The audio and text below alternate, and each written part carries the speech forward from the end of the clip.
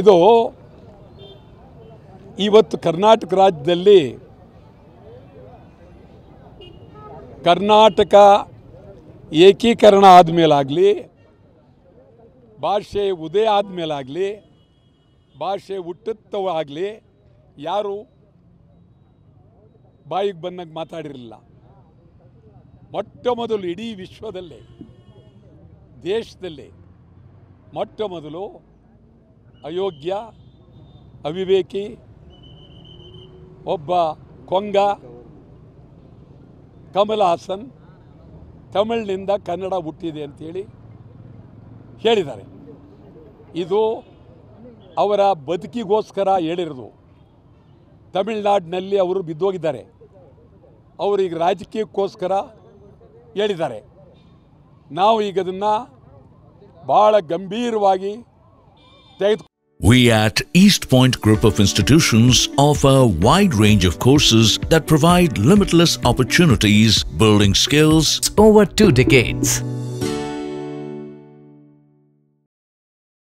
ಕೊಳ್ಳಬೇಕಾಗಿದೆ. ಏನಾದರೂ ಅವರು ಕಮಲ್ ಹಾಸನ್ ಹೇಳಿರೋದೇ ಸರಿ ಅನ್ನುವ ತೀರ್ಮಾನ ಜಗತ್ತಿಗೆ ಗೊತ್ತಾಗಬಾರ್ದು. ನಾವು ಅದಕ್ಕಾಗಿ ಮುಖ್ಯಮಂತ್ರಿಗಳಿಗೆ ಹೇಳ್ತಾ ಇದ್ದೀನಿ, ಕೂಡಲೇ ತುರ್ತು ಶಾಸನ ಸಭೆಯನ್ನು ಕರೆಯಿರಿ. ಇದು ಲಘುವಾಗಿ ತೆಗೆದುಕೊಳ್ತಕ್ಕಂಥದ್ದಲ್ಲ. ಸಮಗ್ರವಾಗಿ ಕರೆದು ನಮ್ಮ ಇತಿಹಾಸ, ಕನ್ನಡಕ್ಕಿರ್ತಕ್ಕಂಥ ಒಂದು ಈ ಸಾವಿರಾರು ವರ್ಷಗಳ ಬೆಂಬಲ, ಗೌರವ, ಶಕ್ತಿ, ಅದರಿಂದಿರ್ತಕ್ಕಂಥ ಸೌಂದರ್ಯ ಮತ್ತು ಕನ್ನಡ ಭಾಷೆ ಅಂತ ಹೇಳಿದ್ರೆ ಅದಕ್ಕಿರುವ ಸೌಂದರ್ಯ ಯಾವ ಭಾಷೆಗಳಿಗೂ ಇಲ್ಲ. ಇದೆಲ್ಲವನ್ನು ವ್ಯಾಕರಣಬದ್ಧವಾಗಿ ಪ್ರತಿಯೊಂದನ್ನು ಚರ್ಚೆ ಮಾಡಿ ಶಾಸನ ಸಭೆಯಲ್ಲಿ ಎಲ್ಲ ಪಾರ್ಟಿರು 9 ನಿರ್ಣಯ ಮಾಡಬೇಕು. ಇದ್ರ ಜೊತೆಗೆ ಸಾಹಿತಿಗಳು, ಕವಿಗಳು ಎಲ್ಲರೂ ಮಾಡಬೇಕು. ಈಗ ಚಳುವಳಿಯಲ್ಲಿ ಕಮಲ್ ಹಾಸನ್ ಚಿತ್ರ ಕರ್ನಾಟಕದಲ್ಲಿ ಬಿಡುಗಡೆ ಆಗೋದಕ್ಕೆ ಬಿಡೋದಿಲ್ಲ.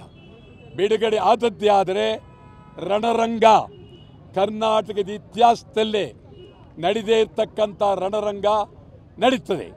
ಇದರಿಂದ ಅಲ್ಲಿ ತಮಿಳುನಾಡಿನಲ್ಲಿ ಎಲ್ಲ ಚಿತ್ರಮಂದಿರದ ಚಿತ್ರ ನಿರ್ಮಾಪಕರುಗಳು, ಇಡೀ ಚಿತ್ರೋದ್ಯಮ ಕಮಲ್ ಹಾಸನ್ ಪರ ನಿಂತಿದ್ದಾರೆ.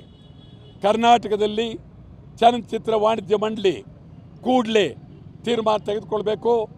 ಕಮಲ್ ಹಾಸನ್ ವಿರುದ್ಧ ಇಡೀ ಸಿನಿಮಾ ನಟರುಗಳು, ನಿರ್ಮಾಪಕರುಗಳು, ನಿರ್ದೇಶಕರುಗಳು ಎಲ್ಲರೂ ಗಂಭೀರವಾಗಿ ತೀರ್ಮಾನ ಮಾಡಿ ಕಮಲ್ ಹಾಸನ್ ವಿರುದ್ಧ ಸ್ಪಷ್ಟ, ನೇರವಾಗಿ ಕ್ಷಮಾಪಣೆ ಕೇಳಬೇಕು ಅಂತ ಹೇಳಬೇಕು.